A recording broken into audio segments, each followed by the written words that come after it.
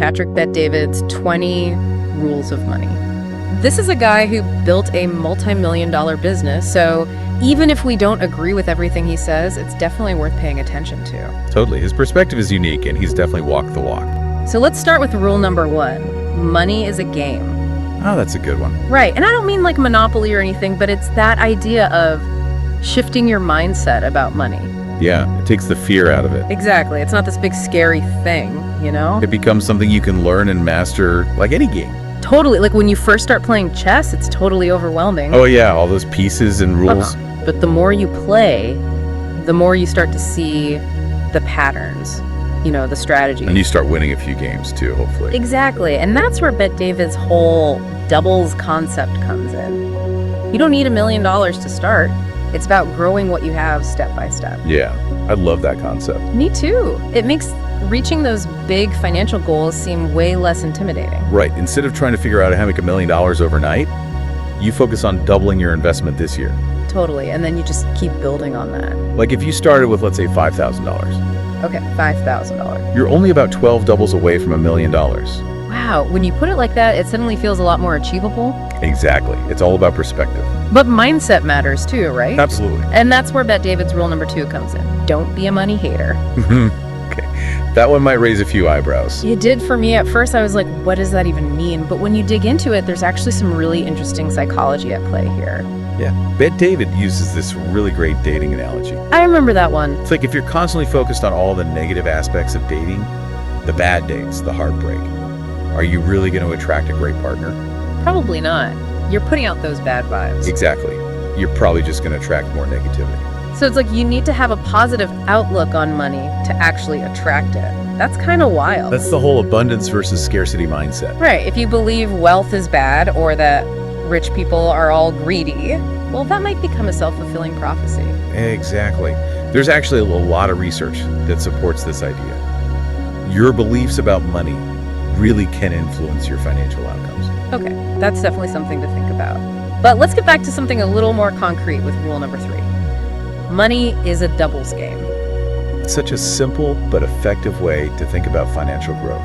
Yeah, instead of focusing on that huge end goal of, becoming a millionaire or whatever your goal is, you break it down into smaller, achievable milestones. Exactly. Okay, so let's say you have $10,000 saved up right now. Okay, $10,000, All right. double that, and you're at $20,000, double it again. $40,000, And again. $80,000. See how quickly it adds up. That's amazing. It still takes work, of course, Of course. but it makes it feel so much less impossible. Totally. It shifts your focus from trying to get rich quickly to consistent, achievable growth. Okay, I am loving these rules so far. All right, this next one has some seriously intriguing language. Seduce, don't be seduced. That's BetDavid for you. Always knows how to grab your attention. Right. Okay, so tell me more about this one. What does it actually mean in terms of our finances? It's all about being in control. It's about becoming attractive to money instead of chasing after it. Okay, I like that. It's about developing valuable skills, building a strong financial foundation, and making smart decisions with your investments. So it's not about those get-rich-quick schemes. No, not at all. It's about building something solid, something sustainable. Like building a house, you need a good foundation. You can't just build it on hopes and dreams. 2 more rules that I think go really well together: timing and boredom. Yes, these are all about keeping your money in motion, making it work for you. Because money that just sits there is doing nothing for you. Exactly. BetDavid calls it bored money, Like that cash stuffed under your mattress. or a low-interest checking account. That's a good point. So many people have money just sitting there doing nothing. It's not growing. It's not working for you. I think this is a good moment for everyone to ask themselves, where is my money stuck right now? Yeah. Is it in a savings account, earning practically nothing? Could you be investing it even in a small way to make it grow? There are so many options now, even if you're not ready to jump into the stock market. You've got high-yield savings accounts, micro-investing apps. The point is to make your money work harder for you. Okay, now, for a rule that I think is going to pique everyone's curiosity, the secret account.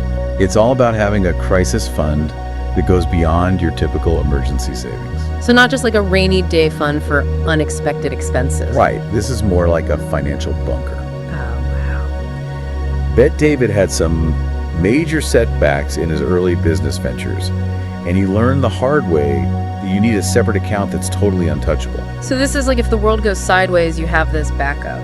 Exactly. It could be a smaller amount, even some cash stashed away. But the point is, it's there if you absolutely need it. And he's really clear that this isn't about hiding money from your partner or anything shady like that. Not at all. It's about peace of mind. Especially if you're an entrepreneur and have unpredictable income. For sure, knowing you have that safety net can make a huge difference in your confidence and your willingness to take risks. Okay, that makes a lot of sense. Okay. All right, now for a rule that I think we could all use a reminder of, don't fly first class until you have $10 million in the bank. So true. Right, I know I'm guilty of splurging sometimes, but BetDavid really breaks down the math on this. He does. And he shows how those seemingly small expenses, those little luxuries, they can really add up over time. And it's not just about the money you're spending. It's also about the money you're missing out on by not investing those funds. Right, the power of compound interest. Exactly. The sooner you start, the better. So it's not about never enjoying those little luxuries, but it's about being mindful and prioritizing your long-term financial goals. Exactly. Build that solid foundation first, and then you can enjoy the finer things in life. Okay, now for a rule that feels particularly relevant in today's world, end of the world mentality. Okay, that one always gets people talking. It sounds a little extreme. It does, but Yeah. it's not about building an underground bunker or anything like that. So don't go stocking up on canned goods just yet. It's about being prepared for downturns, for unexpected challenges. Okay, that makes more sense. Because those moments, they actually create the biggest opportunities. So instead of panicking when things go wrong, you need to have a plan. Right.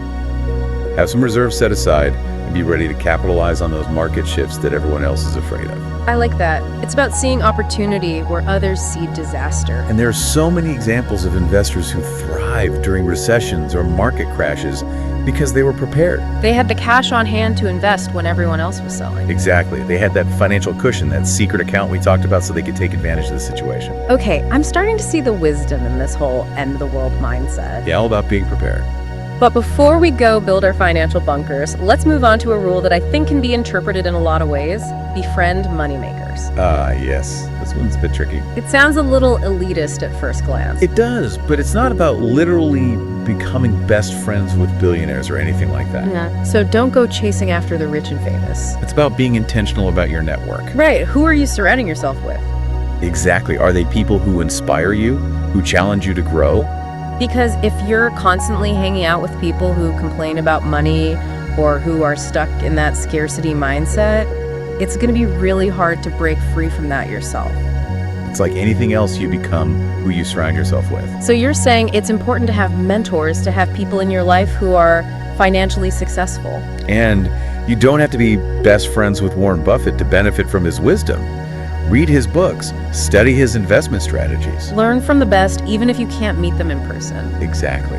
There's so much you can learn from other people's successes and failures. Okay, that makes a lot of sense. It's about surrounding yourself with people who can help you elevate your financial game. And it's not just about money either. Find people who are passionate about their work, who are driven to succeed. Ask you about this one because it's a bit of a bold statement. Diversification is for sissies. I mean, diversification is like financial planning 101, It's like right? one of the first things you learn. So is BetDavid really saying that diversification is bad? He's definitely challenging conventional wisdom. That's for sure. But I think what he's really getting at is that excessive diversification can actually hold you back. So it's not that diversification is bad, but maybe there's a point where it stops being effective.